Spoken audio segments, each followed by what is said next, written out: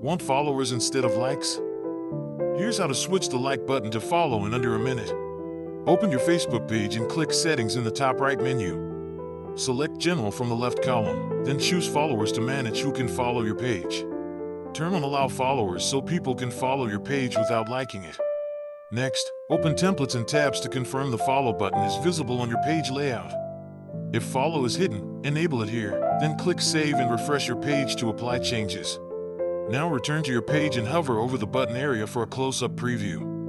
You should see follow instead of like. Check the label and the follower icon. If like still appears, clear your cache or check the settings again and resave. Test with another account by following the page to confirm the follow action works correctly. Use clear on-screen captions and callouts like these to guide your team step by step. That's it, your like button is now follow. If this helped, subscribe and tap the bell for more quick tutorials.